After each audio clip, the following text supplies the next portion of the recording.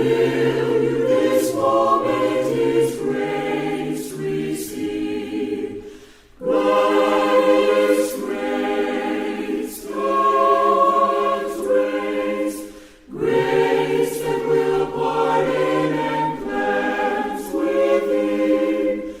Grace, grace, God's grace, grace that is greater than all our sin.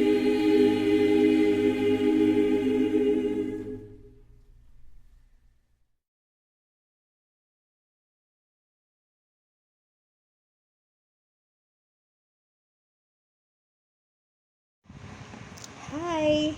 Hello, good day everyone. And thank God for this day. Parang maganda ang panahon, umuulan at maaraw. But anyway, we can count that na God is still faithful to us, di ba? Hindi man lalagi umaaraw, umuulan din, bumabagyo, pero still God is faithful to us. Let us pray first before we continue for our devotion. Dear God, thank you so much for this day. Heavenly Father, we would like to praise and thank you, Lord, for your goodness in our lives. Thank you, hindi mo kami pinapabayaan, Panginoon. Sa lahat ng panahon, andyan po kayo sa amin. Sa lahat ng pangangailangan, andyan din po kayo. Salamat for the Holy Spirit who always comforts our hearts, O Lord. Thank you, and we pray that we may be able to understand your word today and be blessed. Salamat sa freedom namin na i-enjoy to study your word. In Jesus' name, amen. Alright! Kung naalala ninyo, meron tayong napag-aralan about the perfect God. Naalala natin, the perfect God. And then, the purpose. Bakit? Ano ba talaga ang purpose ng Panginoon? Kung bakit tayo ay andito? Ano ba talaga ang kanyang purpose kung bakit ginawa niya tayo? Naalala nyo? Man is created to love God above all. Diba? Number 2 is, He is what? Man is required to love and obey God perfectly. Yan kung bakit tayo andito. Ang Diyos natin ay perfect. At ano ba talaga ang kanyang purpose kung andito tayo? Ay, oo! To love Him, to obey, to worship, above all. Kahit ano pa man ang ino-offer ng mundong ito sa atin, dahil ang Panginoon natin ay Siya ang author ng lahat. Siya talaga ang ating mamahalin. But, there was a problem. Perfect God. And then, ano ang purpose ng Panginoon? To obey Him and to love Him perfectly. Pero may problem. Ano yung problem? Man sinned by not obeying God. Nagkaroon ng kasalanan ang tao. At ano ang kasalanan na yun? Hayan, hindi nag-obey sa Panginoon. Ano pa? Hindi niya minahal ang Panginoon. Hindi natin minahal. Hindi tayo nag-obey. Yun ang problem. Kaya, dahil sa problem, dahil hindi tayo nag-obey sa kanyang mga utos, ay ano? May penalty. Lahat na gagawin natin na hindi sumang-ayon sa kalooban ng Panginoon o hindi sumang-ayon sa kanyang utos ay nagkasala tayo. At lahat tayo ay makasalanan. Romans 3:23, For all have sinned and come short of the glory of God. At yan tayo, nagkasala tayo laban sa Panginoon. Okay? And because of that, merong penalty. At ano ang penalty? Eternal death. What is death? Okay? Ano ba talaga ang ibig sabihin ng death? Kung naalala natin si Eve at saka si Adam, nasabi ng Panginoon, huwag nyo talagang i-touch or eat the fruit of the knowledge of good and evil because in the day you eat of it, you will surely die. Pero kinain nila, hindi naman sila namatay. So anong ibig sabihin niya ng death? Ang ibig sabihin ng death dyan ay separation sa Diyos. Sila noon, si Adam at saka si Eve, ang ganda-ganda ng fellowship nila ng God. Pero, nung nagkasala sila, ay nahiwalay sila. And then, tayo din ay nahiwalay din tayo sa Panginoon. That is what we call, that is what the word death means, to be separated from God. At lahat tayo ay nahiwalay because we are all sinners. Hindi tayo nag-obey, yun ang problem. Hindi tayo nag-obey, hindi tayo nag-worship, at hindi natin siya nilove talaga with all our hearts. So, what is the penalty? Eternal death in hell is the penalty for man's sin. Yun, for eternity na pagkahiwalay sa Panginoon, at saan ka, dahil saan tayo, dahil nagkasala tayo at nahiwalay tayo sa Panginoon, doon tayo sa impyerno. Ay, ang saklap naman na balita. But anyway, because God is holy and just. Ang Diyos natin ay holy. Siya ay holy at saka just siya. Wala siyang kasalanan, perfect siya. Kaya, kailangan talaga niyang magbigay ng punishment sa tao. Kailangan talaga niyang bigyan tayo ng punishment dahil sa ating mga kasalanan. Dahil kung hindi niya tayo bibigyan ng punishment, ay ano? If God does not give us our punishment, ano ang mangyayari? It means He is not a good and righteous judge. Kasi siya ang naghuhukom sa atin. Kaya kung hindi niya tayo bigyan ng punishment, ano na lang? Halimbawa, marami nang nahuli dyan na hindi sumusunod sa protocol. Hindi nagfe-face mask, hindi nagfe-face shield, o di kaya lumabag sa tinatawag natin na curfew. So ano ba ang punishment dyan? Di ba may punishment? May punishment talaga. So ibig sabihin, sa lahat ng mga kasalanan na nagawa natin, may punishment. So kung hindi siya nag-punish, hindi niya tayo i-punish, hindi siya just. Okay? Hindi siya judged. Na-judge. Now, ulitin ko ang problema, dahil hindi tayo sumunod sa Panginoon, ay meron tayong penalty of our sin. And what is the penalty? Eternal death or eternal separation in hell is the penalty for man's sin. Okay. Dito sa number 1, dito ay, the penalty for sin is death. Ulitin ko, death. The penalty of sin is death. Pagkahiwalay sa Panginoon. At kung nahiwalay ka sa Panginoon, nahiwalay tayo sa Panginoon dahil sa ating kasalanan, saan tayo? Of course, sabi nga, is sa impyerno. Sabi diyan sa Romans 6:23, for the wages. Ibig sabihin ng wages, bayad. Parang ginagamit lang natin yan sa trabaho. Kung may trabaho ka, kung nagtrabaho tayo, of course, merong sweldo. Merong wages. Pero ito, kung nakagawa din tayo ng kasalanan, ay meron ding kabayaran. For the wages of sin is death. Ang bayad ng kasalanan ay pagkahiwalay sa Panginoon. For the wages of sin is death. Pero ito pakinggan nyo. But the gift of God. Pero may regalo ang Panginoon. The gift of God is eternal life through Jesus Christ our Lord. Ang ganda naman ng pakinggan. Tayo ay nahiwalay dahil sa kasalanan, pero ito ngayon, may regalo ang Panginoon. Ang ibibigay niya ay eternal life, at yung life na yun ay spend natin yan doon sa langit. No? Doon yan sa langit, ang eternal life natin. Ang eternal punishment ay doon sa hell. Now, ang ibibigay ng Panginoon sa atin na eternal life ay doon yan sa langit. Pero, kung tanggapin natin si Kristo Jesus, ang eternal life na yan ay makakamtan natin through the Lord Jesus Christ. Ano gagawin natin kay Jesus Christ? Ay, kilalanin natin na tayo ay makasalanan. At siya lang ang remedy sa ating kasalanan, na hindi tayo mapunta doon sa eternal death, doon sa hell. Kundi, bibigyan na tayo ng buhay na walang hanggan through the Lord Jesus Christ, kung tanggapin natin. So, ano nga? The penalty is what? The penalty for sin is death. Number 2, the penalty or the final penalty for sin is eternal suffering in hell. Pag sumakit ang ngipin mo, matatapos lang yan kung may gamot ka. Di ba? Matatapos lang ang sakit ng ngipin sa pabalik-balik na sakit kung ipabunot yan. E di tapos, may katapusan ang sakit ng ulo kung uminom ka ng gamot. E di tapos, balik ka na naman sa normal na life. Pero, itong sinasabi niya tong eternal penalty for sin is eternal suffering. Walang labasan, walang katapusan.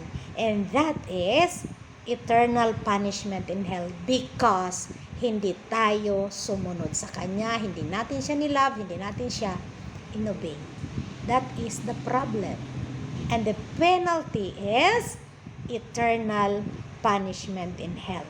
Sabi nga dyan, bakit magkaroon ng eternal punishment in hell? Sa 1 Corinthians chapter 16 verse 22. Bakit? Oh, ito. If any man love not the Lord Jesus Christ. If any man, kung sino man ang hindi niya minahal si Kristo Jesus, let him be an anathema or let him be accursed. Sinumpa sa impyerno. Ayaw natin yon. Pero yon ay may katotohanan sa lahat na tao dahil tayo ay makasalanan. So, ano lang, di ba nagkasala tayo dahil hindi natin minahal ang Panginoon? Kaya nga sabi na, if any man love not the Lord Jesus Christ, let him be accursed. So, kung hindi natin minahal si Kristo Jesus, paano nga naman tayo mag-obey sa Kanya kung hindi natin mahal, di ba? Di ba pag mahal natin ang isang tao ay sumusunod tayo? Mahal natin ang ating mga magulang, kaya kung ang sasabihin niya, sinusunod natin. Pero, ano ang nangyayari kung hindi natin sinusunod? May punishment, di ba? Inaano tayo ng mga bata pa tayo? Ay, nako, marami ako niyan. Palo. Kurot. Luhod. Yan ang ginagawa sa akin noon. Hindi ko yan makakalimutan. And I really appreciate those. Why? Because it was for my own good. Kaya tama talaga na bigyan ng punishment ang bata na nagkasala. Biblical yan. Yan. Spare the rod and you will spoil your child. At sino ang may kasalanan pag na-spoil ang child? Dahil hindi natin disiplina. Tayo naman, matatanda na tayo, ito naman ang case natin, ay kung hindi natin minahal ang Panginoon, mahirap mag-obey. Diba? Sabi nga, bakit tayo, what is the purpose why we are here? To obey, to love Him. So, kung hindi tayo nag-obey, dahil hindi natin siya love. So, ayan ang sinabi, if any man love not the Lord Jesus Christ, let him be accursed, or sinumpa siya sa eternal punishment in hell. Ayan, yun ang sinasabi niya. Also, makikita natin yan sa Matthew 10:28. Okay? Matthew 10:28, tingnan natin sa ating mga Bible. Matthew chapter 10, verse 28. Ano ang kanyang sinabi? And fear not them which kill the body, but are not able to kill the soul. But rather fear him which is able to destroy both soul and body in hell. Sabi niya, Tagalogin natin. Ayan. Mas maganda ito na maintindihan natin ng husto. Sabi niya, at huwag kayong mga takot sa mga nagsisipatay ng katawan. Ayan. Datapwat, hindi mga kakapatay sa kaluluwa. Kung di bagkos, ang katakutan ninyo ay yaong makapupuksa sa kaluluwa at sa katawan sa impyerno. Okay? Ulitin natin, ha? At huwag kayong mga takot sa mga magsisipatay sa katawan. Normal tayong mamamatay itong katawan natin, mamamatay talaga to. Hihiwalay talaga ang body natin sa soul at saka spirit natin. Pero wag tayo daw matakot doon kasi mamamatay talaga tayo sa katawan. Datapwat, hindi nangakakapatay sa kaluluwa. Hindi talaga mamamatay ang kaluluwa natin. Ang kaluluwa natin ay mabubuhay siya sa walang hanggan. Ang namatay lang ay katawan. Pero yung consciousness, yung nakaramdam na soul or kaluluwa natin dito, yun ang hihiwalay sa katawan, kaya ito patay. At itong kaluluwa ay mabubuhay. Hindi ito mamamatay. So wag tayong matakot kung mamamatay tayo. Kung tayo ay may Jesus sa ating heart, kung ligtas tayo, tinanggap natin siya sa ating puso na Diyos at tagapagligtas, mamamatay lang ang katawan, pero ang kaluluwa hindi, at doon tayo sa langit. Ano ang kakatakutan ng tao? Ano ang kakatakutan? Yan ang sinabi niya ay, ang kakatakutan natin ay, kung di bagkus, ang katakutan ninyo yaong makakapuksa sa kaluluwa at sa katawan sa impyerno. Ang katatakutan natin ay kung hindi tayo tumanggap sa Panginoon, ay ano ang mangyayari sa kaluluwa natin? Pupunta lamang sa impyerno. Sayang, masakit, walang kaligtasan doon. Wala nang kaligtasan. Alam niyo ba, na pag namatay ang isang tao, yun na ang beginning ng kanyang eternity. Kasi ang chance na maligtas ay habang buhay pa tayo. So, ang chance lang ng tao na maligtas ay habang ito buhay pa. Pero pag namatay tayo, yun na ang beginning ng eternity mo. Eternity natin, na kung tinanggap natin si Christ, may eternity tayo. We have eternal life through Jesus Christ our Lord. Pero kung hindi natin tinanggap si Kristo Jesus as our own Lord and Savior, ay beginning din, nung namatay tayo, beginning din yan ng eternity in hell. Kaya huwag tayong matakot kung mamamatay ang katawan natin, normal yan. Kasi palangit naman tayo. Pero mas matatakot tayo kung wala tayong Kristo at pupunta lang ng impyerno. Yun ang katatakutan natin. Okay, ano pa ang sinabi niya? Mark 9:44. Okay? Sa Mark chapter 9 verse 44, tatlong beses binalik-balik yan. Okay? Tatlong beses niya sinabi ito. Tingnan natin. Na dooy hindi namamatay ang kanilang uod at hindi namamatay ang apoy.